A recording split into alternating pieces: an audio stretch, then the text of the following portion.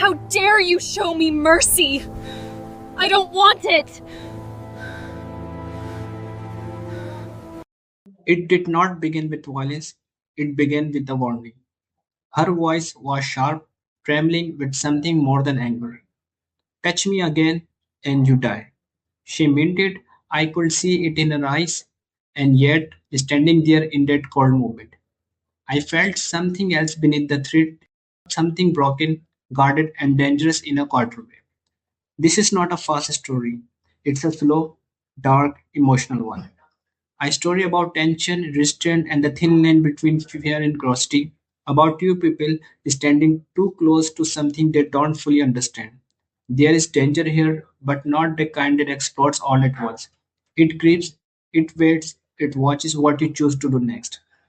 I am telling this story in my own voice, the way I remember it, step by step, breath by breath, not to shock you, but to pull you into the silence between movements, into the space where a single action can change everything, even when you think you are in control.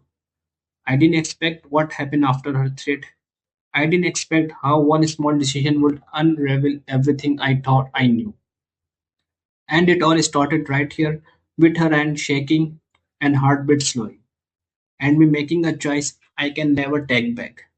This story is written and structured by me. I personally added the visual spacing, subtitles, and color grading using AI tools only as assistants, not as replacement for my creative work. Moonlight makes liars out of everything. It turns puddles into ink, turns brick into bone, turns a man's steady hands into something that looks like guilt. It paints the city's alleyways with silver and refuses to show you what's inside the shadows. Only what the shadows are willing to confess. That night, the mist came in low, curling around my boots like it wanted to be carried somewhere warmer. The streets of Vesperglass were quiet in the way a theater goes quiet right before the curtain lifts. Every seat filled, every breath held, the whole room waiting for a single word to make the story real. I found her at the mouth of a dead-end alley behind St. Maro's Cathedral, where old stones kept secrets better than priests ever did. She was already facing me when I stepped into the thin spill of moonlight. Tall, wrapped in a coat dark as spilled wine. Hair black enough to drink the light. Skin too pale to belong to any living bloodline I'd ever shaken hands with. And her eyes were not merely bright. They were a warning system, a set of flares launched from inside a storm. A soft crimson glow, not theatrical, not decorative, functional. Like the glow on the tip of a cigarette in a blackout.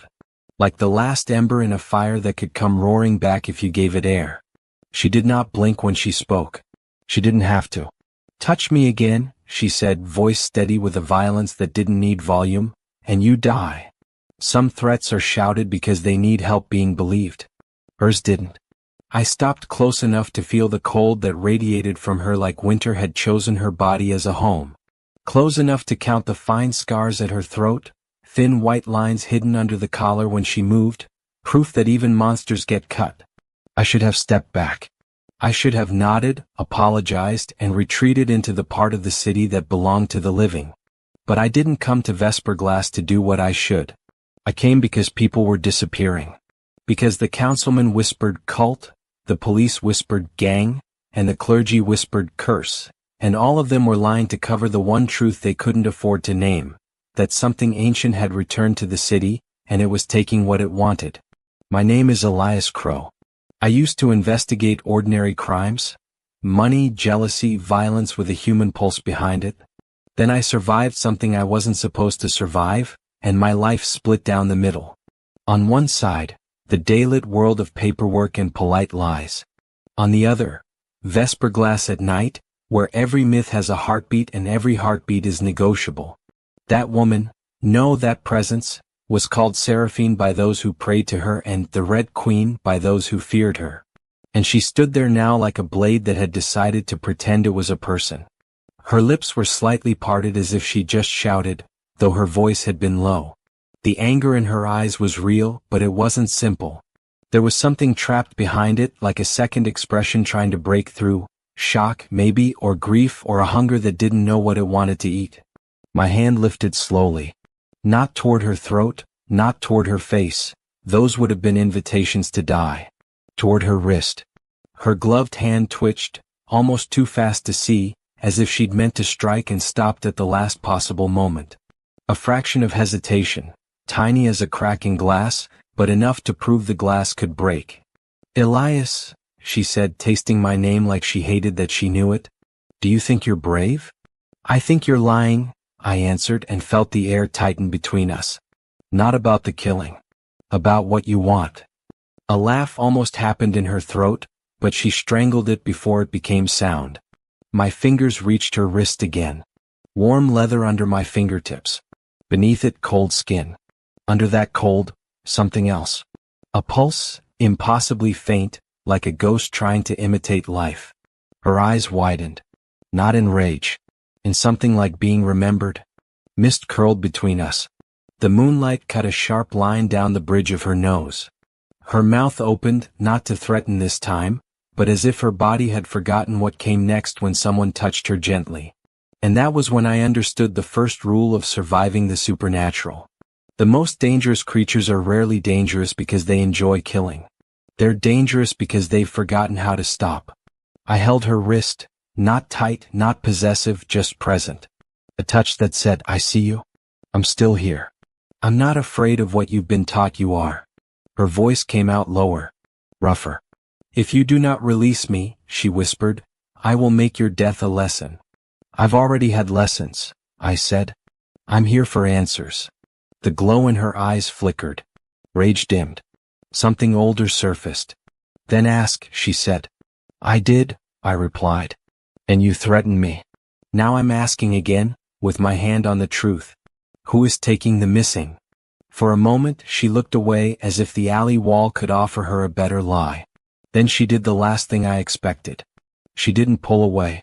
She leaned closer. So close the mist between us dissolved, so close I could smell iron under her perfume, blood, but old blood, dried into memory. So close I could see that her lashes trembled like she was holding something back with every muscle. "Not who," she said. "What?" The word landed like a stone dropped into deep water. Her gaze returned to mine and sharpened, not with threat now but with urgency, the kind you only see when someone has stopped pretending they're in control. "There is a gate beneath St. Maro's," she said. "A mouth in the earth. It has opened again." I swallowed. "You're saying the cathedral is built over?" "A hunger," she cut in. "An engine. A god if you prefer the older language. It is taking people because it is waking. And it is waking because someone is feeding it." Her jaw flexed. The edge of a fang flashed briefly when she spoke the next words. "And they are using my name as the knife." I felt my pulse in my throat. "So you're not doing it." "I have done things," she said, and the confession carried centuries inside it. "But not this." A siren wailed far away. Somewhere above us, a rooftop pigeon startled and flapped into the night like a torn piece of paper. I still had her wrist in my hand. And now I understood the thumbnail moment of my life, the frame that would look like danger to anyone watching from a safe distance, the fearless man touching the wrathful queen. But the truth in the frame was worse and softer at once. She wasn't furious that I touched her. She was furious that it mattered. Because in the world Seraphine came from, tenderness was always the first step toward betrayal. I loosened my grip, not releasing her, just giving her space to choose. "Tell me what you are," I said. Her eyes narrowed. "Do you truly want to know?" "I'm already here," I said. "I already reached." The glow in her gaze deepened, then steadied. She inhaled, unnecessary maybe but habitual. A ritual for people who used to need breath. "I am what your stories call vampire," she said, and the word sounded tired in her mouth, like a costume she'd been forced to wear too long. But that is a poor translation. "I am one of the sable court, born under a black star, altered by a blood covenant beneath a dying moon. We are not undead. We are interrupted." "Interrupted," I repeated. Her head tilted slightly. "Stopped before the end. Held in a state between the last heartbeat and the next." A chill ran through me and not from the night. "And the gate," I said. "What's beneath the cathedral?" She stared past me as if she could see through stone and earth. "The choir," she whispered.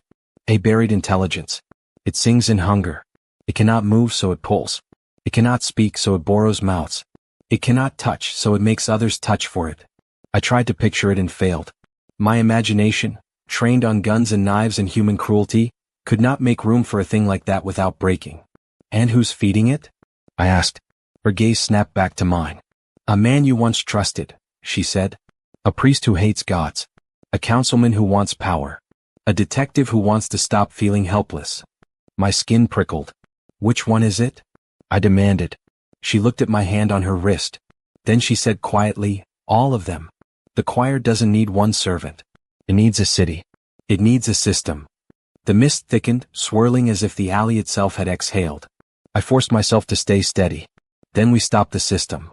A slow smile tugged at the corner of her mouth, almost amused, almost sad. You speak like someone who believes systems can be stopped, she said. They can, I answered. If you cut the right artery. Her eyes searched my face, hunting for the weakness in my confidence. She found something else instead, the stubborn refusal to look away. A long silence stretched between us, filled with distant city noise and the nearer sound of her coat shifting with the smallest movements. Finally she said, if I help you, you will be marked. I already am, I told her. You will be hunted by my kind. Let them come. You will be hunted by your own. I smiled faintly and the smile was tired. They've been hunting me since I started asking the wrong questions. Her expression tightened, and for a second the queen cracked open and the woman behind her showed through, someone exhausted by eternity, someone who wanted to put down the crown and just be touched without consequences. Then the crack sealed. She pulled her wrist gently from my hand, not a rejection but a decision. A boundary. I will show you the gate, she said. But you must promise me something. What? When the choir speaks with my voice, she said, you will not believe it. A heavier silence followed. The kind that makes you aware of your own heartbeat because it might be the last uncomplicated thing you get to keep. I promise, I said. Seraphine's eyes softened just a fraction. And Elias, she added, if you break that promise, it won't be my hand that kills you. She turned and began to walk down the alley, and I fell into step beside her as if that was always how this story was supposed to go, human and monster moving through mist toward something that wanted both of us swallowed. Behind us, the moonlight kept its distance. Ahead, the cathedral waited like a mouth with its teeth hidden. St. Maro's Cathedral did not look like a place where evil would hide. That was the trick. In daylight it was all stained glass and philanthropy. It fed the poor and married the hopeful and buried the broken. It was the kind of building that made you believe the world still had structure. At night, the cathedral became what it truly was, a monument to secrets. Its spires cut into the sky like accusations. Gargoyles clung to the edges with mouths open, eternally screaming warnings nobody listened to anymore. The stained glass, unlit, turned into dark mirrors reflecting nothing but the watcher's own doubt. Seraphine led me to a side door sealed with ironwork older than the city's charter. No guard waited there, no priest, no camera. The absence was deliberate like a blind spot engineered into the world. She placed her hand against the iron. The metal should have been freezing. It warmed under her palm. I watched the mechanism shift without gears turning, watched the lock unlatch as if the cathedral itself recognized her. You have access, I said quietly. I have history, she corrected. The door opened into a narrow stairwell spiraling down. The air that came out was not cool, it was stale, ancient, like the breath of a room that had been holding itself shut for centuries. As we descended, my flashlight beam trembled across stone walls carved with symbols that weren't Latin, weren't any human alphabet I'd seen. They looked like music written for eyes instead of ears, curved, repeating patterns that made my head ache when I tried to follow them. Seraphine moved without hesitation. She did not need light, but she stayed close enough to me that I could feel the faint brush of her coat against my arm when the stairwell narrowed. It was impossible not to notice the way she controlled her body. Every step was deliberate. Every movement measured. Like she was always aware of how quickly she could become lethal and always trying not to. I broke the silence first. How long have you been in this city? I asked. She didn't look at me. Long enough to watch it rebuild itself on top of the same rot. That's not a number. A number makes it sound like I counted, she said. You don't count when you're trying to forget. I let that settle. The stairwell seemed to deepen in response, as if the cathedral enjoyed discomfort. What happened to you? I asked finally. Seraphine's jaw tightened, and for a moment I thought she would refuse. Then she said, I was made into a symbol. The words were simple. The bitterness behind them was not. In my time, she continued, they needed a queen for their court. A figure to blame, to worship, to fear. They needed someone to carry the violence so everyone else could call themselves clean. We reached a landing. A single candle burned in a niche, impossibly fresh. The flame did not flicker. Who lit that? I asked, uneasy. Seraphine's eyes narrowed. No one. The candle's flame bent slightly toward us as if leaning in to listen. My skin crawled. We continued downward. The deeper we went, the more the air changed. A faint vibration started under my feet. At first I thought it was distant traffic. Then I realized it had rhythm. Not mechanical. Organic. Like a heartbeat too big for any body. I stopped. Seraphine stopped with me. You feel it? It's pulsing, I said. It's waking, she replied. A memory surfaced then, uninvited, one of my first cases after I'd crossed into the night world. A missing girl, 15, taken from her bedroom without signs of struggle. The only clue had been a faint humming in the walls, like someone singing through plaster. The mother had said it was the house settling. It hadn't been. We descended another flight and the stairwell opened into a crypt corridor lined with sealed doors. Each door had a name carved above it: bishops, benefactors, saints. People who had been important enough to deserve private darkness. Seraphine passed them without a glance. At the end of the corridor stood a door unlike the others. No name, no ornamentation, just a slab of stone with a circular indentation in the center. A palm print. Seraphine lifted her hand. I caught her wrist gently, not the same bold gesture as in the alley, but enough to stop her. She looked at me, irritation flashing. What? She hissed. You said the choir borrows mouths, I said. What if it borrows hands too? Her expression shifted, annoyance giving way to reluctant respect. You are not wrong, she said. She pulled a thin blade from somewhere inside her coat. It was not steel. It was black as if forged from cooled night. She pressed it to her fingertip and drew a single line. Blood-welled, dark, almost shimmering in the low light. The sight of it made the air feel heavier. She did not look at the blood with hunger. She looked at it with disgust. She smeared the blood over the palm indentation. The stone door shuddered. A sound rolled out, not a grind of rock but a chord. Like a choir of voices exhaling at once. My stomach dropped. The door slid open. Beyond was a chamber so old the architecture had forgotten human angles. The walls curved in unnatural ways. The ceiling arched like a ribcage. In the center, a circular pit descended into deeper darkness, its edges carved with those same musical symbols. And from the pit rose the sound. Not singing exactly. More like many throats trying to agree on a single note and failing. The air tasted metallic. The mist followed us down here, thinning into a low fog that clung to the floor like fear. I stepped closer to the pit and aimed my flashlight downward. The beam disappeared too quickly, swallowed by depth. Seraphine's voice came beside my ear, soft and sharp at once. Do not look too long, she warned. It learns faces. I stepped back instinctively. Show me, I said, keeping my voice steady. Show me how it takes people. Seraphine's eyes tracked the symbols carved around the pit. It calls, she said. Not with sound you hear, but with need you recognize. It makes you think of someone you lost. Or something you crave. It makes you believe the pit holds the answer. My throat tightened. And if you step closer? It touches you from below, she said. Not with hands. With promises. With memories shaped like hands. A chill crawled up my spine. Who opened it? I asked again. Who started feeding it? Seraphine's gaze hardened. A man named Father Cauldron. The name hit like a punch. I knew Father Cauldron. Not personally, but enough. He was a priest with a public reputation for compassion and a private reputation for ambition. He had founded shelters, built clinics, become a beloved figure. Exactly the kind of man people trusted to keep darkness out. What does he want? I asked. Seraphine's laugh was humorless. To kill God. To replace it. To become it. Humans are wonderfully flexible in their delusions. I stared into the pit again, careful this time, like looking at a predator through glass. And the missing, I said. He sacrifices them? He offers them, she corrected. As if the choir is a mouth and the people are bread. The sound from the pit swelled slightly, like it had heard its name. Then, impossibly, the singing shifted. A voice threaded through it. Singular. Familiar. My own name, spoken softly. Elias. I froze. Seraphine's hand shot out and grabbed my shoulder, yanking me back hard. Do not answer, she hissed. The voice continued, gentle, intimate. It sounded like my sister. My sister had been dead for 10 years. Elias, the pit whispered, you've been so alone. My chest tightened until breathing hurt. Seraphine stepped in front of me, blocking the pit with her body as if she could shield me from sound.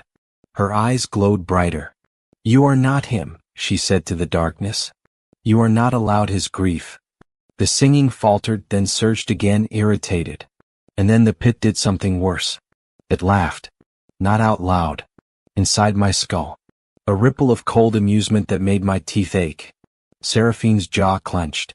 She looked back at me, and in her expression I saw the cost of what she was doing, standing between me and something older than both of us, something that knew how to use a wound like a key. It already knows, I whispered. Yes, she said. Now you understand why it must be stopped. The air thickened. The candlelight in the corridor behind us went out with a faint pop, as if someone had pinched the flame. In the sudden darkness beyond my flashlight I felt something shift. Footsteps. Not ours. Seraphine's head snapped toward the door. Someone is coming, she said. I drew my gun without thinking. The metal felt absurdly small in that chamber. The door at the corridor entrance moved. Slowly. A figure stepped through, a man in priest's robes, carrying a lantern that gave off no warmth. His face was gentle, kind, framed by gray hair and a neatly kept beard. Father Cauldron. He smiled when he saw me as if we'd arranged to meet for coffee. Detective Crow, he said warmly. I was wondering when curiosity would bring you here. Seraphine's posture changed instantly. She became stiller, sharper, as if every muscle had been rewired for violence. Cauldron's gaze slid to her and his smile widened. And you, he said, voice dripping with satisfaction. My reluctant saint. Seraphine's eyes flashed. Do not call me that. Cauldron stepped closer, lantern held high. The lantern's light did not illuminate the chamber. It seemed to drink it, making the shadows deeper. You came back, he said to Seraphine, almost tender. After all these years. I knew the choir would bring you home. My stomach turned. You're feeding it, I said, gun trained on him. You're taking people. Cauldron looked at my weapon like it was a child's toy. I am saving them, he corrected. The city is sick with false gods. Money, power, desire. The choir is simply honest hunger. And hunger can be directed. He turned his lantern slightly toward the pit. The singing swelled, affectionate now, like a dog recognizing its master. You're insane, I said. Cauldron sighed as if disappointed. Such a small word for such a large truth. He looked back at me. You touched her, he observed, and there it was, interest sharper than his warmth. How brave. Or how foolish. Seraphine's lips curled, fangs showing. If you come closer, she said, I will tear out your throat. Cauldron chuckled softly. Yes, that's the Seraphine they fear. But not the Seraphine you are. His gaze flicked to her wrist, where I'd touched her earlier, where her glove now hid that memory. The pit sang louder. My head started to ache. The symbols around the rim seemed to shift when I wasn't looking directly at them. Cauldron's voice lowered. The choir wants you both, he said. You, detective, because you are full of grief. And you, Seraphine, because you are full of blood. Seraphine's body tensed. And because, Cauldron continued almost kindly, you are full of something you pretend you don't feel anymore. Her eyes narrowed. What are you talking about? He smiled. Touch, he said. The word landed like a match near gasoline. My mind flashed back to the alley, the shock on her face when I touched her wrist, the way her rage had cracked to reveal something else. Cauldron watched us like a director watching actors hit their marks. You think your threat protects you, he told her. Touch me again and you die. Touch you again and he dies. Such neat little lines to keep the world simple. He lifted his free hand and pointed at me. But he touched you anyway. He pointed at her. And you did not kill him. Seraphine's expression flickered, anger, then something dangerously close to fear. Cauldron stepped closer to the pit and raised his lantern. "Let me show you," he said softly, "what happens next." The lantern's light spilled downward into the pit, and this time the darkness did not swallow it. It reflected. A surface far below shimmered like black water. And in that reflection faces appeared. The missing. Dozens of them, pressed close together as if trapped behind glass. Eyes open. Mouths moving silently. I took a step forward before I could stop myself. Seraphine grabbed my arm again hard. "Elias." "I see them," I whispered, horrified. "They're alive." Cauldron smiled. "Alive enough." The faces in the pit turned as one. Toward me. Their mouths opened. And the choir spoke in 100 borrowed voices at once. "Touch her again." My blood went cold. Cauldron's eyes glittered. "You see? It understands leverage." Seraphine's grip on my arm tightened until it hurt. Her voice was low, shaking with fury. "You will not use him," she snarled. Cauldron's smile softened into something almost pitying. "Use?" he repeated. "My dear Seraphine, I am offering him the only thing he has ever wanted." He looked at me again. "Would you like them back?" he asked gently. "The missing. The dead. The ones you couldn't save. Would you like to reach into the dark and pull them out?" My throat constricted. The pit hummed with anticipation. Seraphine's gaze locked on mine, and for a moment she looked less like a queen and more like someone begging without words. "Do not," she whispered. The choir sang. My sister's voice again. "Eli, please." The chamber felt too small for my heartbeat. My hand trembled, not with fear of Cauldron, but with the sudden unbearable hope that there might be an answer to grief that didn't involve acceptance. Cauldron watched, patient. "Go on," he murmured. "Touch. Reach. Take what you deserve." Seraphine stepped closer to me, her face inches from mine, her eyes blazing. "If you touch that pit," she said, voice breaking like ice, "it will take you. And then it will wear you like a mask." I swallowed hard. Then I did something that surprised even me. I lowered my gun. Cauldron's smile widened, triumphant. But I didn't reach toward the pit. I reached toward Seraphine. Slowly. Carefully. My fingers brushed her wrist again. The leather glove. The cold beneath. Her eyes widened, not with rage this time, but with something like shock turned into pain. The choir's singing stuttered, confused. The faces in the pit flickered. Cauldron's expression tightened. "What are you doing?" I kept my gaze on Seraphine. "I made a promise," I said. And in the moment my hand held her wrist again, grounding myself in the only real thing in that chamber, the choir's voices faltered, like it had lost the thread it was pulling. Seraphine's breath caught.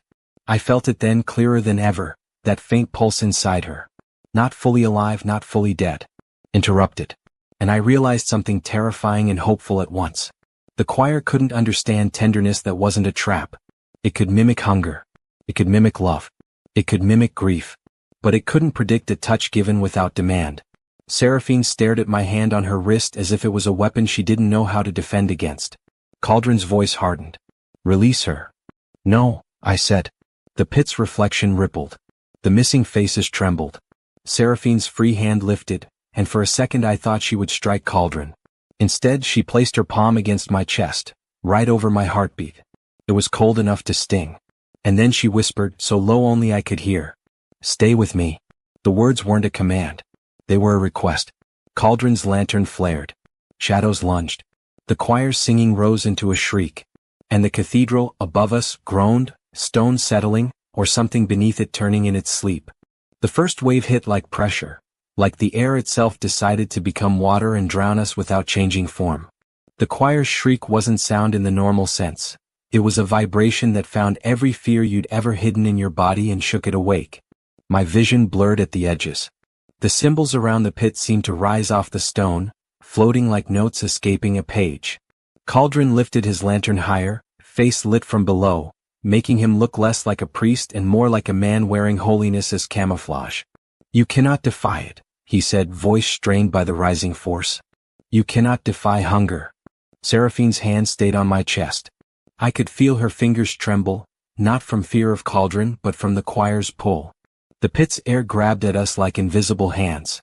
I clenched my jaw and anchored myself in the only concrete sensation I had. Her wrist beneath my fingers, my heartbeat beneath her palm. "Elias," she hissed, and her voice had changed. It wasn't queenly now. It was urgent, raw. If it pulls me, do not follow. If it pulls you, I replied through gritted teeth, I'm already holding you. Her eyes met mine. The crimson glow flared, then softened, like a fire responding to a hand held near it. Cauldron's lantern pulsed again, and the pit answered. The black surface below swelled upward, as if the abyss were filling with something thick and alive. The missing faces rose with it, closer now, clearer. Their eyes were wide, pleading, accusing, empty. Their mouths formed words I couldn't hear, but my mind supplied them anyway. Help us. Save us. Join us. My sister's face appeared among them. Not as she'd looked when she died, pale in a hospital bed, but as she'd looked when she was 20 and laughing in summer sunlight. The choir knew exactly which image to use. Elias, the pit whispered in her voice, don't you want me back? My throat tightened. I tasted salt. I almost stepped forward. Seraphine's hand pressed harder against my chest, cold enough to burn. No, she snarled, not at me but at the pit. He is not yours. Cauldron's eyes narrowed. You think you can claim him?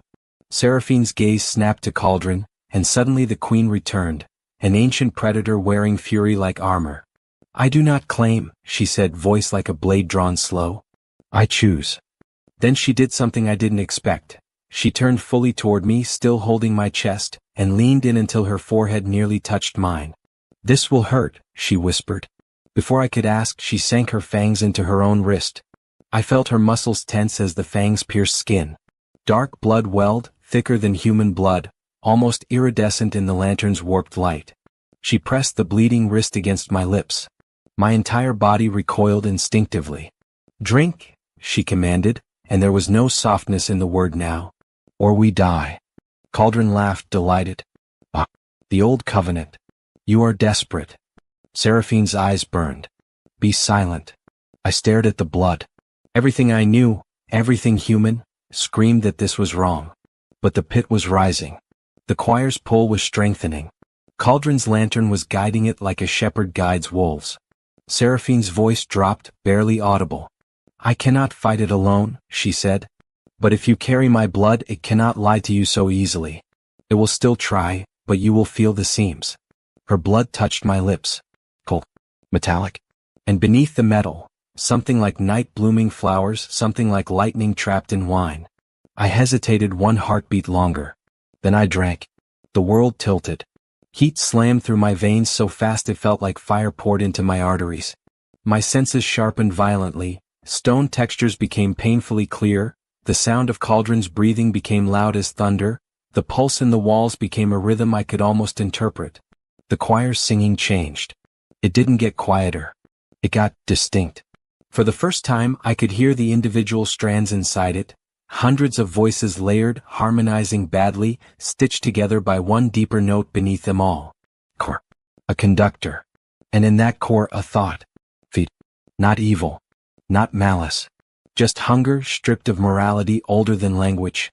My knees threatened to buckle. Seraphine gripped my collar with her free hand, holding me upright. Look at me, she ordered. I forced my gaze to hers. Her eyes were still glowing, but now I saw what lay behind the glow. Exhaustion. Fear. A strange tenderness so carefully controlled it looked like anger from a distance. Stay, she said again, softer. I'm here, I rasped. Cauldron's smile faltered when he saw me steady. You, he said sharply. What have you done? I wiped blood from my mouth. The taste lingered, electric. I learned to listen, I said. Then I turned toward the pit. The missing faces stared up, but now I could see the deception, the way their features wavered at the edges, the way the choir was sculpting them from my grief like clay. My sister's face looked perfect. Too perfect. I felt the seam Seraphine had promised. You're not her, I said, voice low but carrying. The choir's singing faltered, offended. Cauldron lifted his lantern again. Ignore him. He is intoxicated. But I could feel the lantern now. Its light was not light. It was instruction. A signal. A leash. And I could feel something else too. A thread running from Cauldron into the pit, thin but strong like a tether made of belief. He wasn't just feeding it victims. He was feeding it devotion. He stepped closer to the rim and spread his arms as if preaching to an unseen congregation. Blessed hunger, he intoned. Blessed silence. Blessed mouth beneath. Seraphine moved. She was faster than violence should be. One moment she stood beside me, the next she was across the chamber, her coat flaring like wings. Her hand struck Cauldron's lantern. It didn't shatter. It screamed. A high glassy sound that made my eyes water. The lantern's flame warped, then flared black. Cauldron staggered back, clutching it like it was his heart. You cannot take it, he hissed. Seraphine's voice was cold enough to freeze blood. Watch me. She grabbed the lantern with bare hands. Her skin smoked where it touched the metal, but she didn't flinch. She lifted the lantern high and slammed it into the stone rim of the pit. The lantern cracked. A tendril of shadow spilled out, writhing like a living thing. The choir shrieked. Cauldron screamed too, human this time, full of pain and panic. The tether between him and the pit snapped in my new senses like a string breaking. For a moment everything paused, the pit's rise, the faces, the singing, as if the choir had lost its rhythm. Then it surged violently, furious at being interrupted. The black surface below convulsed upward, forming something like a hand, massive, made of liquid darkness and reflected faces. It reached for Seraphine. Move! I shouted. But Seraphine didn't move back. She stepped closer to the rim. She opened her arms. And she looked down into the pit as if staring into a mirror she'd avoided for centuries. You want me, she said to it, voice steady. Take me then. But leave him. The darkness hesitated, almost confused. I realized then what she was doing. Offering herself. Again. Like she'd been offered before. Like she'd been made into a symbol before. My chest tightened with anger so sharp it tasted like blood. No, I said. Seraphine's head snapped toward me, eyes blazing. Elias. I moved. Not toward the pit, toward her. I grabbed her arm, pulling her back from the rim. The dark hand lunged anyway, closer now, its surface full of screaming faces. Seraphine snarled, fangs bared, ready to fight it barehanded. But the blood still burned in my veins, and with it came clarity. The choir wanted touch. It wanted contact. It wanted to complete itself through others. So I gave it what it wanted, on my terms. I stepped forward to the rim and slammed my palm onto the carved symbols. The stone was cold. The symbols vibrated under my skin like living wires. The choir's singing surged into me. My vision exploded with images. Cities drowned in darkness, stars collapsing, mouths opening in earth, people walking willingly into pits because hope had been dangled like bait. And in the center of it all, a presence, vast, blind, hungry. It tried to wrap around my mind like a cloak. I held on to one thought, one anchor. Seraphine's hand on my chest. Her request. Stay with me. I spoke into the pit, not in prayer, not in command, but in the only language hunger respected. Negotiation. You want a mouth, I said, voice shaking but loud. You want a body. You want to walk. The choir's voices hissed. Yes, yes, yes. Then I said, you can't have her. Pause. A ripple. What? Because I could feel it trying to tug toward Seraphine again, drawn to her interrupted life like a magnet. I swallowed and forced the words out. Because she's not yours, I said. And I'm not yours either. Cauldron staggered up behind us, clutching the broken lantern, eyes wild. Do not speak to it, he shouted. You don't know what you're inviting. I didn't look back. I stared into the abyss and felt it staring back. Then I made my offer. You want touch, I said. Take mine. But you give back what you took. You give back the missing. You close your mouth. You sleep. The choir laughed inside my skull again. No. It surged upward, the dark hand rising higher. Seraphine grabbed my coat from behind, trying to pull me back. But I didn't retreat. Because I finally understood what Cauldron had misunderstood. Hunger can be directed, yes. But not by domination. By sacrifice. Not the kind that destroys you. The kind that chooses what you will lose to save someone else. I lifted my hand from the symbols and reached into the darkness, just far enough for it to touch me. Cold flooded my arm. It felt like drowning in space. The choir's voices slammed into my mind. Give, give, give. I gritted my teeth. Take, I whispered. but take only what I offer. And then, like a knife sliding into flesh, it entered me. Not fully. Not possession. A tether. A thread of the choir wrapped around my wrist, where I'd touched Seraphine, trying to use that connection as a bridge to her. I tightened my grip on the thread with my will, with the burning vampire blood in my veins. No, I said through clenched teeth.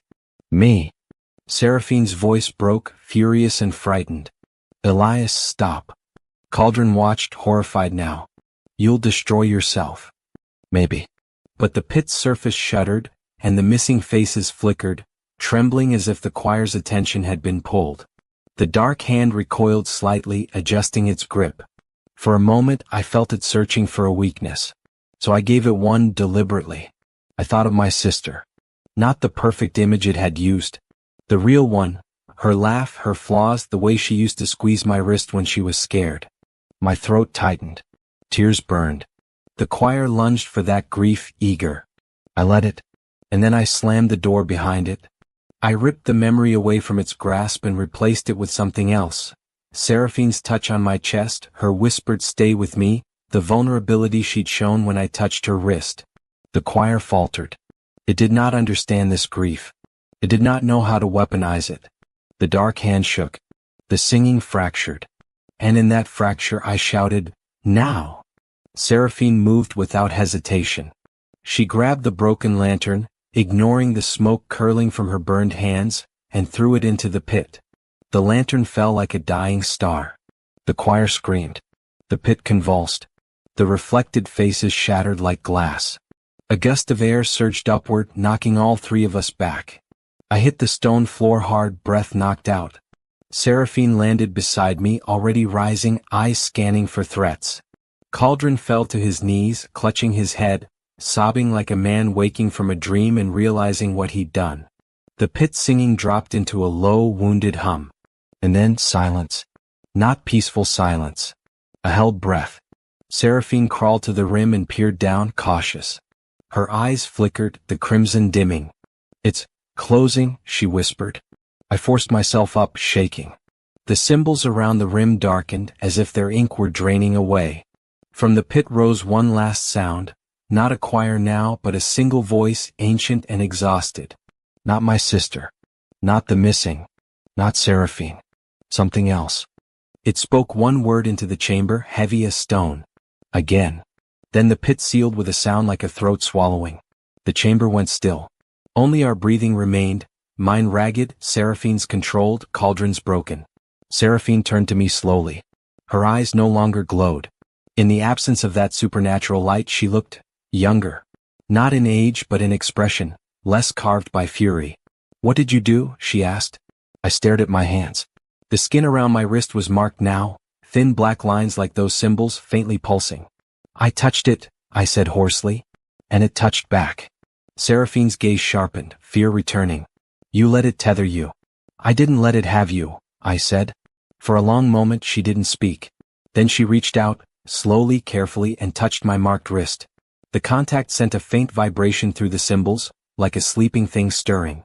Her face tightened with something like guilt. You should not have done that, she whispered. I'm alive, I said. For now, she replied, and the words carried the weight of centuries. Cauldron let out a choked laugh from the floor. You think you won? He rasped. You think you closed it? You fed it, detective. You fed it yourself. I looked at him, anger cold and precise. No, I said. I starved it of the only thing it truly wanted. Cauldron blinked, confused. I stepped closer and crouched so he could see my eyes. It wanted to turn her into a door, I said quietly. And you wanted to be the one holding the key. But it didn't need you. It never did. Cauldron's face twisted. It will open again. Seraphine's hand tightened around my wrist. Yes, she said softly. It will. I met her gaze. Then we'll be ready, I said. Her eyes searched my face, looking for fear, for regret. I didn't offer either. Instead, I offered something else. The same calm, stubborn presence that had brought me into that alley, that had made me touch her wrist when she threatened death. Seraphine exhaled, slow, controlled. Then she nodded once. A queen's nod. A warrior's oath. We leave, she said. Before the cathedral learns what happened beneath it. As we ascended the stairwell, the air grew lighter, but the mark on my wrist pulsed faintly with each heartbeat. The city above waited, unaware that something beneath its holy stones had been forced back into sleep. For now. Halfway up, Seraphine stopped at the landing where the candle had been. The niche was empty. No wax. No wick. As if it had never existed. Seraphine stared at the empty space, her expression unreadable. "It's watching," she murmured. I swallowed. "Then let it," I said. We emerged into the night behind the cathedral. The mist still curled through the streets, indifferent to what we'd done. But the moonlight looked sharper now, as if the sky itself had noticed a shift. Seraphine turned to leave. I caught her wrist again. Not to stop her. Just to remind her. Her eyes snapped to mine, instinctive warning flaring. Then the warning softened. She didn't threaten me this time. She simply said very quietly, "Do you understand what you've bound yourself to?" I looked down at the black symbols on my wrist. "I bound myself to the fight," I said. Her gaze held mine. "And to me?" she asked, almost like it hurt to say it. I could have joked. I could have dodged. Instead, I answered honestly. "I chose you the moment you didn't kill me," I said. "Everything after that is just truth catching up." For a heartbeat, she looked like she might step closer. Then footsteps echoed from the street. Human footsteps. Multiple, purposeful. Seraphine's body tensed. I turned and saw them. Police, and not just any police. Tactical units. Dark uniforms. Rifles. Flashlights cutting through mist. And at the front, a familiar face. Captain Mara Vance. My former superior. The woman who'd warned me to stop digging into missing person cases that smelled like myth. She raised her flashlight, illuminating us. Me and Seraphine standing close enough to look guilty. Her eyes locked onto Seraphine. Then onto the mark on my wrist. Her jaw tightened. "Elias," she called, voice cold. "Step away from her." I didn't move. Seraphine's eyes glowed faintly again, not rage this time but readiness. Vance's men fanned out, rifles trained. "You've been compromised," Vance said. "Whatever that thing is, it's got its claws in you." Seraphine's lips curled. "Thing," she echoed softly, amused and deadly. I raised my hands slightly, not surrender, just a gesture to keep the rifles from firing. "Mara," I said, "listen to me. The missing are above your clearance," she cut in. "And you're done." Behind Vance, I saw a figure in the shadows near the cathedral steps. A priest watching. Not Cauldron. Another one. Younger. Clean-faced. Smiling faintly. He met my gaze and nodded almost imperceptibly, like we shared a secret. My blood chilled. The system, Seraphine had said. Not one servant. A city. Vance took a step closer. "Last warning," she said. "Step away." Seraphine leaned toward me, voice barely audible. "They will kill you," she whispered. "Or worse. They will cage you and study you." I stared at Vance's hard eyes. Then I looked at Seraphine. And I made a decision that felt like stepping off a roof and trusting the air to become a bridge. I took Seraphine's hand fully this time, not just her wrist. Her fingers were cold, but they curled around mine.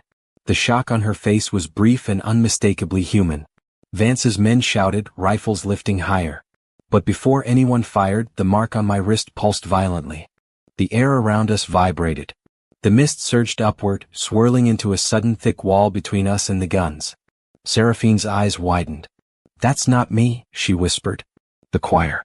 Even sealed, it could still reach through the tether. Not enough to open. Enough to warn. Enough to remind us it hadn't forgotten.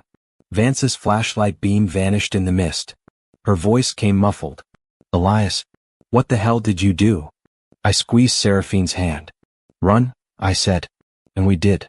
We sprinted into the night, slipping through alleys and shadowed streets as the city's sirens began to wake. The mist chased us like a living thing, concealing and guiding as if the darkness itself had chosen a side, or simply enjoyed the chaos. We didn't stop until we reached the river that cut Vesper Glass in two, black water reflecting the moon like a broken mirror. We stood beneath a bridge, catching breath. Seraphine leaned against a stone pillar, eyes closed for a moment as if steadying herself. I flexed my marked wrist. The symbols had dimmed, but they remained. A reminder. A leash. A promise with teeth. Seraphine opened her eyes and looked at me with a mixture of anger and something softer she didn't want to name. "You touched me again," she said. "I did," I replied. "And you didn't die." I exhaled. "Not yet." She stared at our joined hands. "Do you know what happens now?" she asked quietly. I looked out at the river, at the city lights trembling on the water like nervous stars. The system will come for us, I said. The choir will try to open again. Cauldron was only one branch. Seraphine nodded, grim. And you, she added, are tethered to something that doesn't forgive. I swallowed. Then we don't give it the chance, I said. Seraphine was silent for a long time. Then she lifted our joined hands to her lips, not to bite, not to threaten. To press a single brief kiss against the back of my hand. Cold, soft, almost reverent. It was not romance in the clean, easy way humans tell stories. It was a vow made in the language of monsters and survivors. I will not waste what you risked. She lowered my hand again. Touch me again, she murmured, voice barely a breath, and you live. I blinked, surprised. A faint, real smile, small as dawn, touched her mouth. Because, she continued, eyes steady on mine, I will not let the world take you. The river moved beneath us, dark and endless. Above, the city continued pretending it was safe. And somewhere far below St. Maro's Cathedral, something hungry shifted in its sleep, whispering the word it had left us with. Again. But this time, when it woke, it wouldn't find Seraphine alone in the dark. It would find us, together. And in the simplest act that had started it all, one fearless touch against a threatened wrist, the story promised what the night had tried to deny. That sometimes the next thing you expect isn't death. Sometimes it's war. Sometimes it's redemption. Sometimes it's a monster choosing to be human for one person, and a human choosing to be brave enough to deserve it. And sometimes, under cold moonlight and heavy mist, the most dangerous threat becomes the beginning of a promise. In Vesperglass, morning never arrives like forgiveness. It arrives like an inspection, gray light pressing against windows, revealing the grime you'd been able to pretend was atmosphere. The river under the bridge moved with the slow confidence of something that had seen cities born and rot and be renamed, and the mist clung to the stone like it was trying to overhear us. My wrist wouldn't stop aching.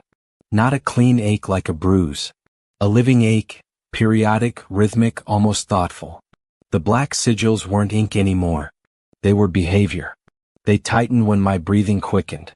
They warmed when my pulse spiked. They pulsed when Seraphine stood too close.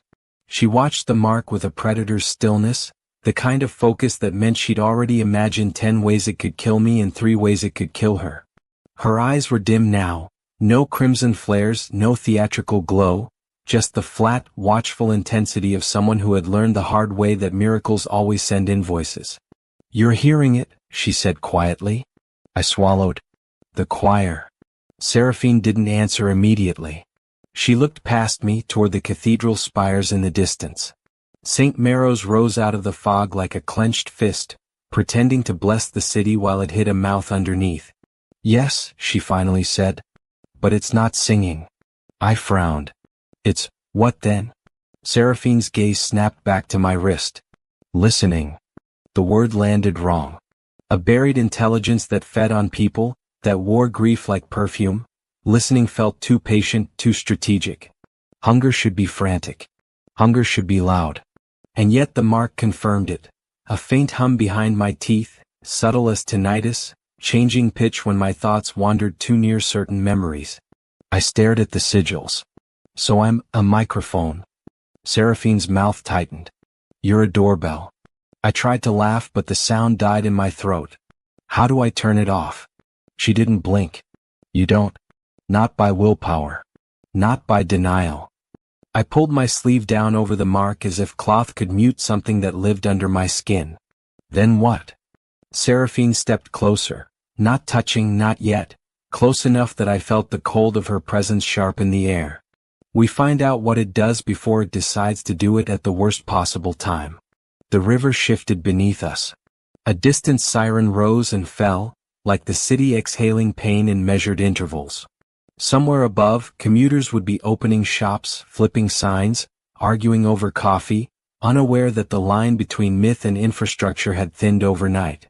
I looked at Seraphine. You said it borrows mouths. She nodded. And hands? I said. Her gaze narrowed. Yes. And now, I lifted my wrist, watching the faint pulse. It borrows me. Seraphine's expression flickered, something like guilt threatening to surface. then hardened into command again. Come.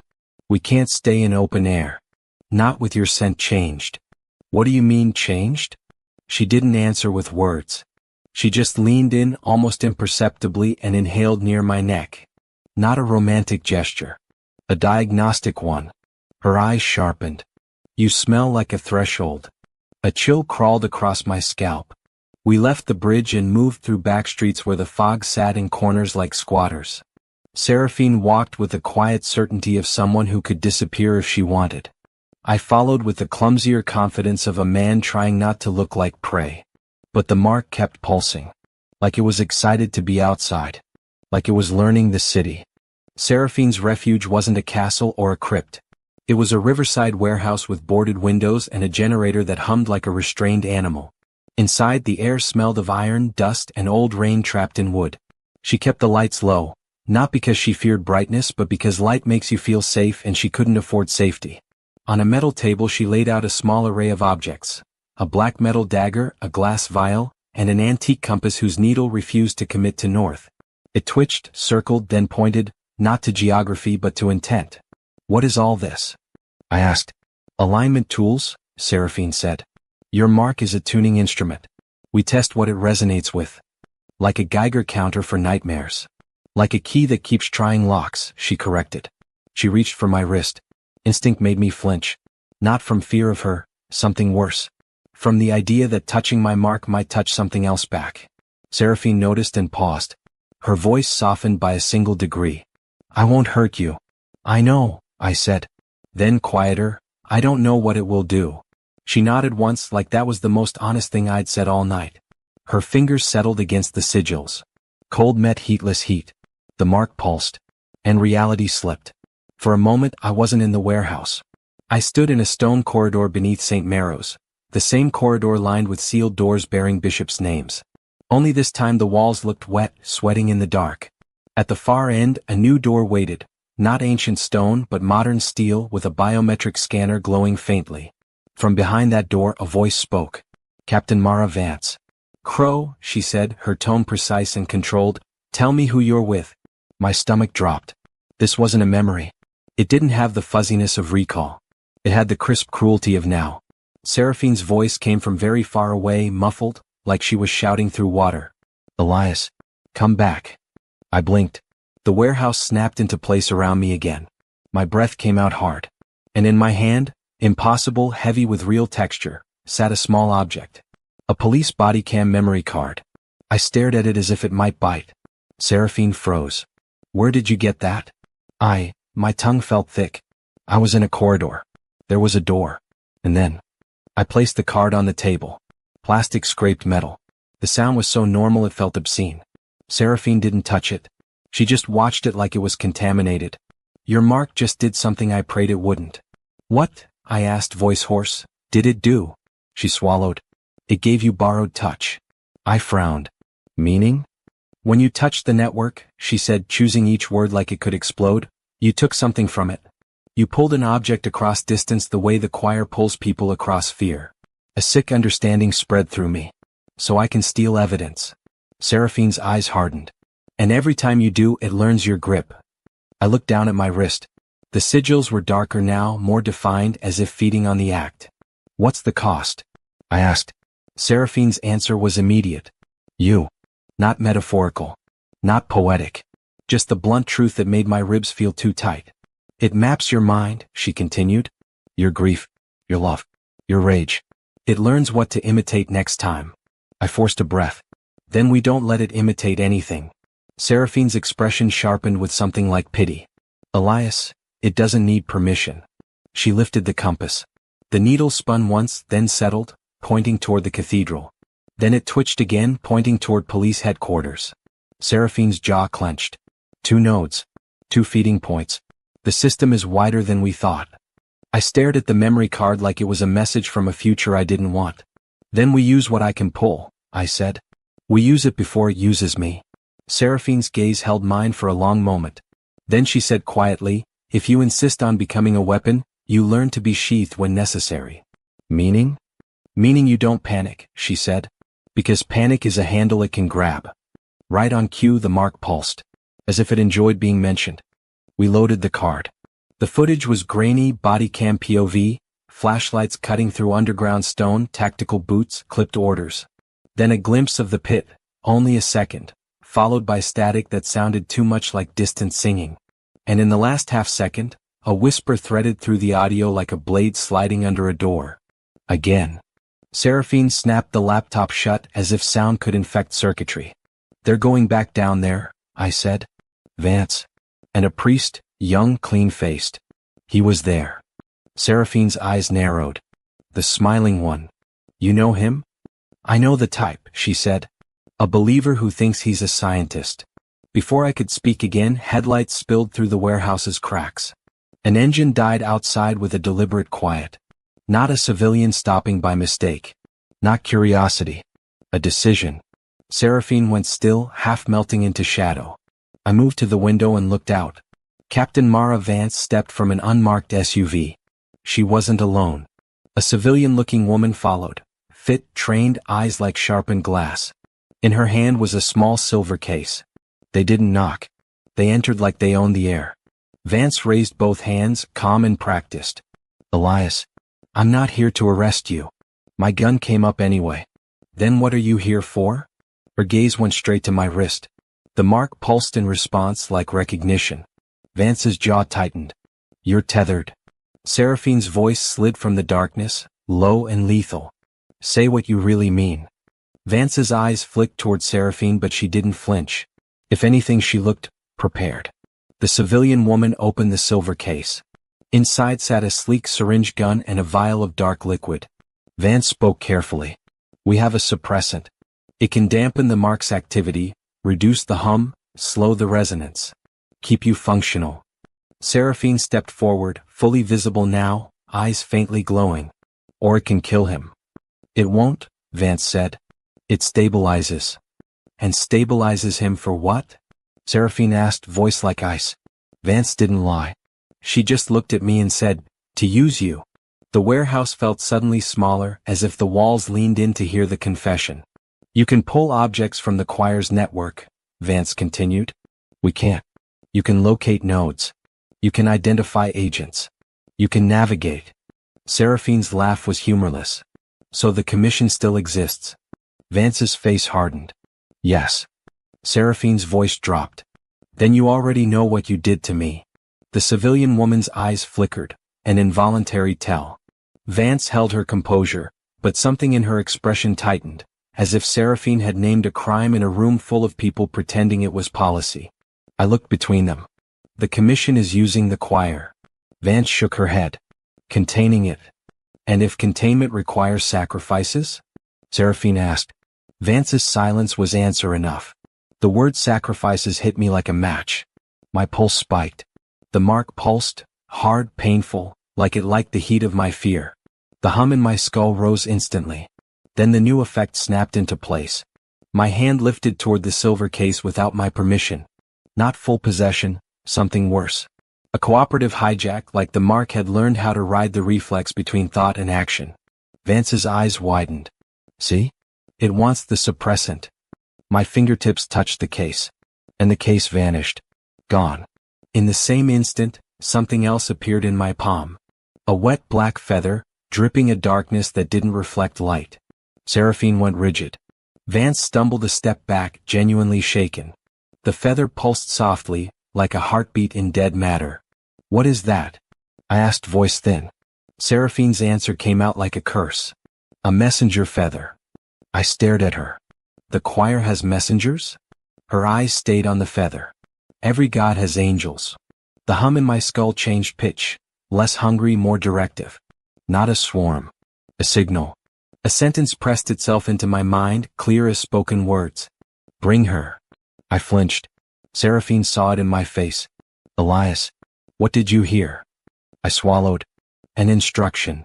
Vance's expression sharpened into grim confirmation. "You're becoming a conduit."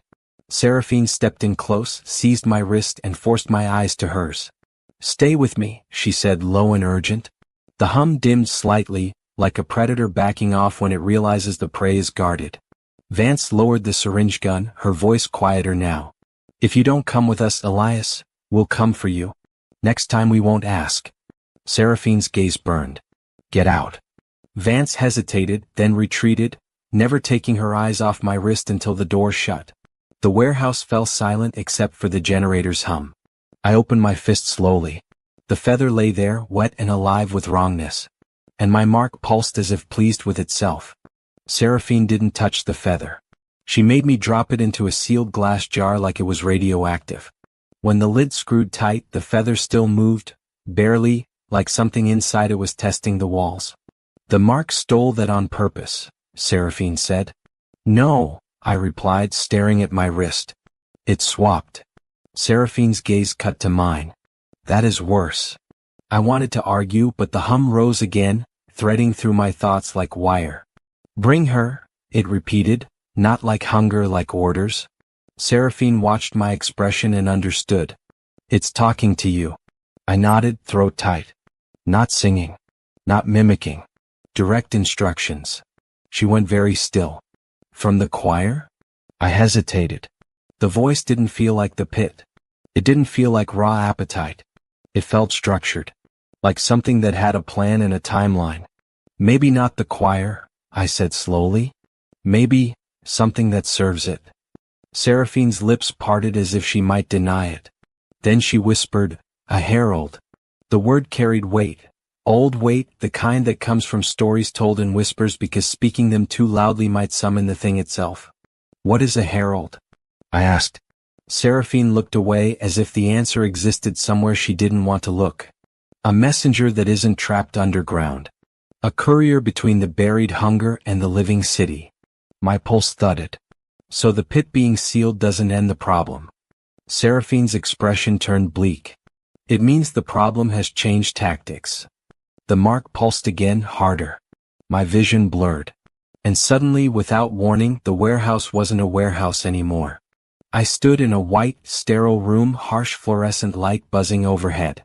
A metal table dominated the center. Straps lay open like tongues waiting to taste skin. On the table, Seraphine. Her wrists bound.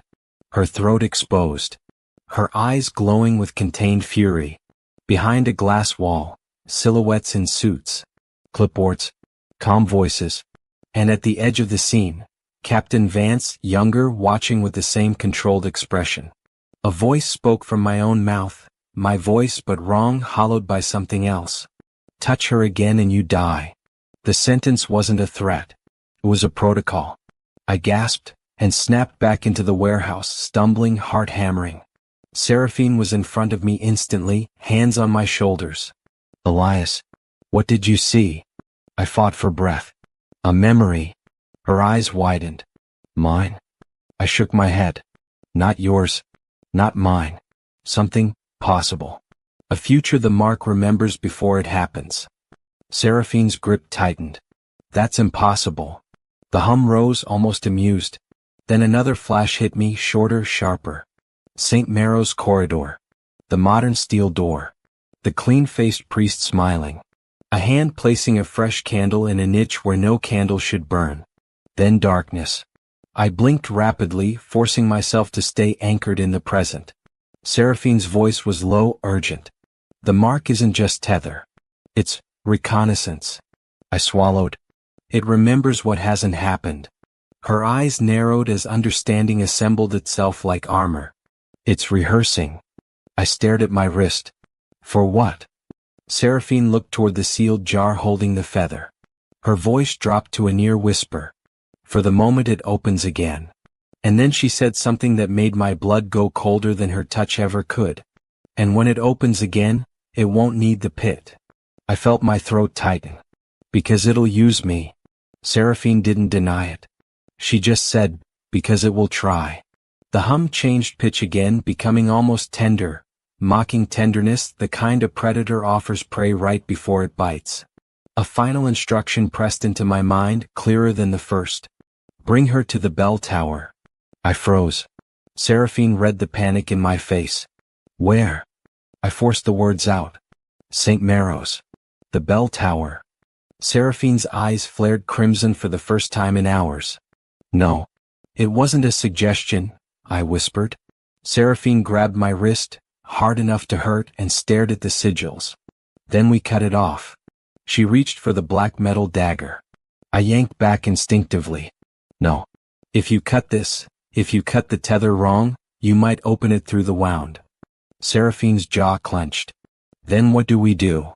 I stared at the sealed jar, the feather twitching inside. And I realized something with a sudden, nauseating clarity. The mark wasn't only receiving instructions. It was also broadcasting. Because as I looked at Seraphine, really looked, my wrist flared hotter and the hum aligned into something like a coordinate. Not a direction on a map.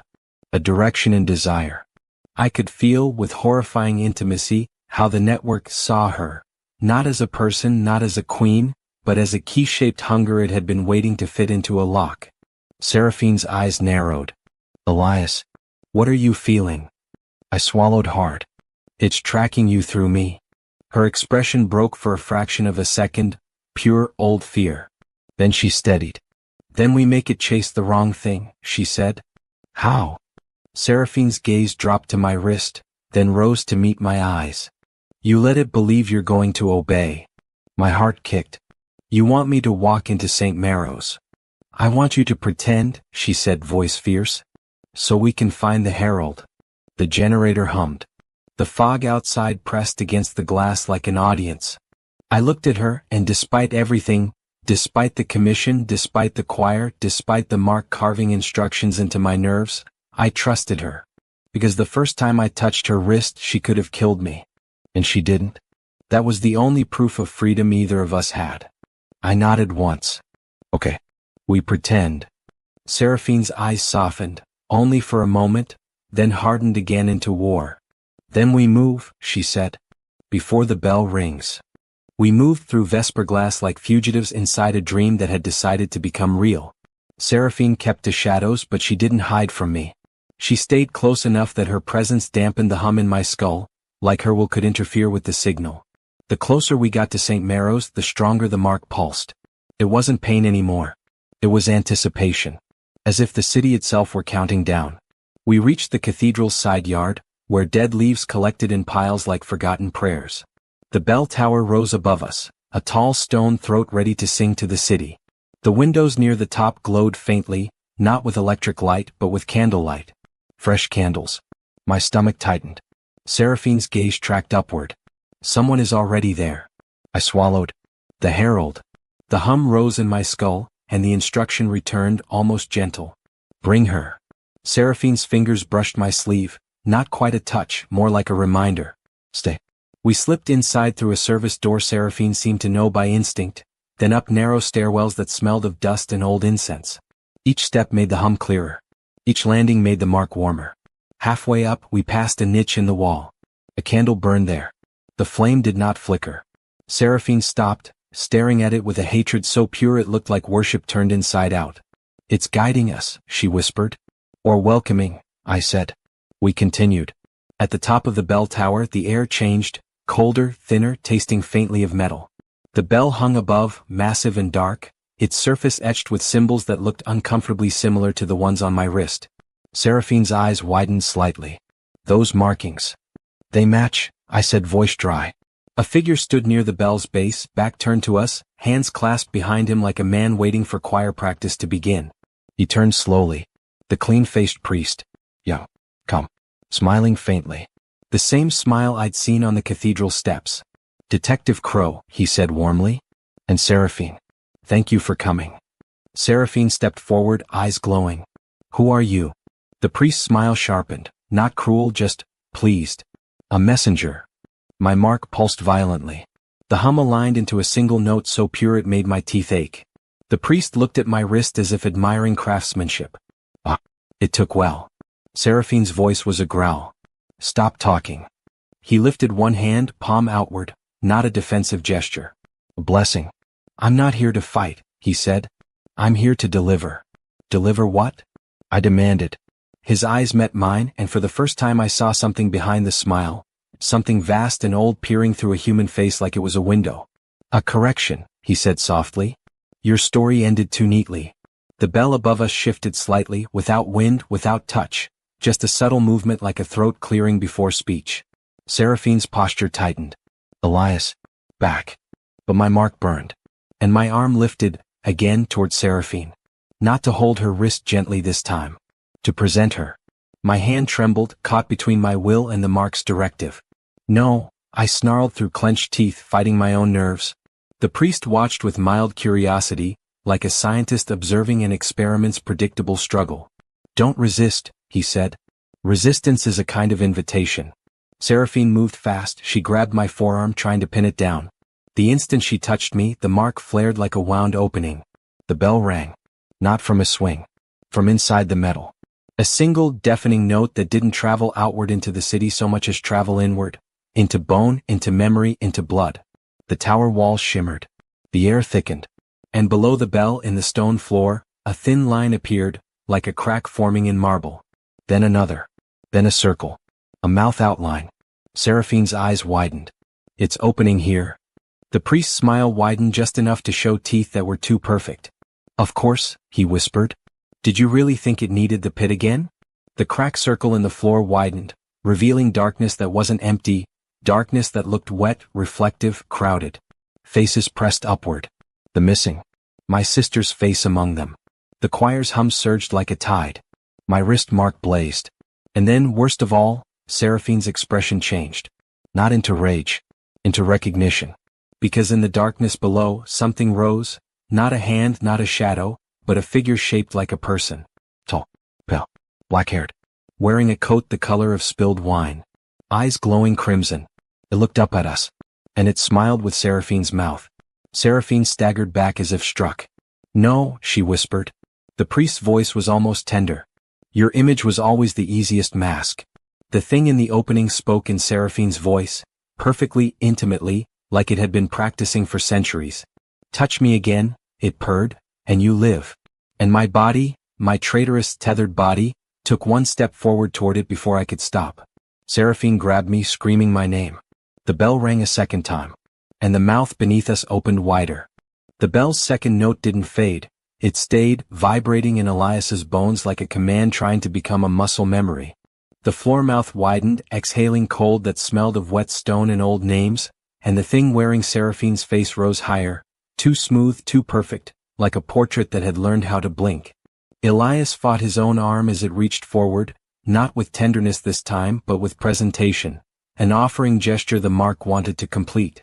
Seraphine's grip on him was brutal and desperate, her nails biting through his sleeve as she tried to anchor him to the present. Stay with me, she hissed again, but now the words sounded less like comfort and more like a rope thrown to a drowning man. The herald smiled as if he'd been waiting for that exact sentence. Beautiful, he murmured. Even your resistance serves the ritual. Touch is all it has ever wanted. Seraphine's eyes flashed crimson, pure war. She didn't lunge at the herald. She lunged at the bell. In a blink she was beneath it, palms pressed to the sigils carved into its metal skin. The bell's markings responded to her like a lock recognizing the key it was forged for. For a heartbeat the tower filled with a pressure so heavy it felt like gravity had doubled. Elias, she shouted.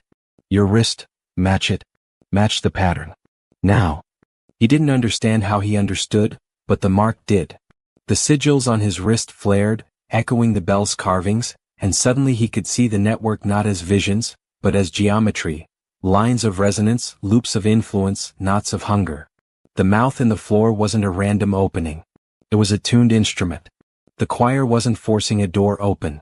It was being invited through a perfect chord. Elias slammed his marked wrist against the bell's lowest etched ring. Pain detonated up his arm, a bright white pain that felt like the mark trying to tear free. The bell screamed, metal protesting, reality protesting. The herald's smile finally cracked. No, the herald said, voice sharpening into something inhuman. That's not how it's done. But Elias had learned the only rule that mattered. Systems break at their joints. He didn't try to overpower the choir. He didn't try to outsing it. He did something uglier and simpler. He detuned it. He forced his own heartbeat into the pattern, off by just enough to ruin the harmony. The bell rang a third time. Wrong. Sour. Human. The mouth in the floor spasmed, the darkness below rippling as the doppelganger's smile faltered. The missing faces pressed upward, screaming without sound, then flickering like bad film as the resonance collapsed. Seraphine's hands smoked against the bell, but she didn't let go. Her voice, ancient and furious, cut through the vibration. Not my face, she snarled. Not my mouth. Not my name. The doppelganger reached up, desperate now, its fingers made of reflected grief. It almost touched Elias's boot, and then the opening sealed like a wound cauterized by lightning. Stone knit shut. The candle flames in the tower guttered. The hum in Elias's skull dropped from a command into a thin, wounded hiss, furious, retreating. The herald stumbled back as if the air itself had slapped him. For the first time he looked afraid. You think you ended it, he whispered, voice trembling with a hatred that finally sounded honest. You only changed the address. Seraphine turned on him, eyes blazing. You're not a priest, she said. The herald's smile returned, but it was smaller now, strained. I was never meant to be, he answered. I'm what the city grows when it needs permission to do evil politely. Elias raised his gun, not because bullets could kill a messenger of hunger, but because sometimes a gesture is a promise. Tell your choir, Elias said hoarsely, it doesn't get her. The herald's gaze slid to Elias's wrist. The sigils were still there but altered, less like a brand, more like a scar that had learned to bite back. Oh, detective, the herald said softly. It already has you. Then he stepped backward into the shadow behind the bell and simply vanished. No smoke. No flash. Just absence, as if reality blinked and forgot to render him. Silence settled hard. Seraphine sagged for the first time, her shoulders dipping as if she'd been holding up the entire tower with will alone. Elias caught her elbow, steadying, not claiming. She allowed it, and that permission felt like the most fragile victory of the night. Outside the bell tower windows, Vesper glass continued breathing, cars moving, distant voices, a city pretending it hadn't almost become a throat. Elias looked at his wrist. The mark pulsed once, faintly, like a heartbeat learning a new rhythm. Seraphine followed his gaze. It's still there, he said. Yes, she replied. But now it knows you can hurt it. Elias's laugh was dry, exhausted. So what now? Seraphine looked out toward the cathedral's dark spires and the river beyond, her expression hardening into something that wasn't quite hope, but was close enough to stand beside it. Now, she said, we hunt the joints. We break the system that keeps giving it mouths. We burn its permissions. And we do it before it learns a better song. Elias nodded, then very gently took her hand. This time she didn't threaten him. She squeezed back once, small, real, human. And somewhere deep beneath Vesper glass, something hungry shifted in its sleep, realizing the prey had learned how to bite. Not the end, but the beginning of a war told in touches, scars, and the terrible miracle of choosing each other anyway. Some stories look like they're about monsters, but they are really about boundaries. Who gets to touch your life, your fear, your body, your future? Elias didn't survive because he was fearless. He survived because he refused to let hunger define what love is supposed to mean. And he refused to let a system convince him that necessary sacrifices are ever truly necessary. If you are carrying a marked trauma, grief, guilt, a past that keeps humming in your skull, remember this. You may not control what happened to you, but you can control what you become because of it. You can learn the pattern, detune the song, and choose the kind of touch that heals instead of the kind that takes. And if the world ever tells you that tenderness is weakness, let that be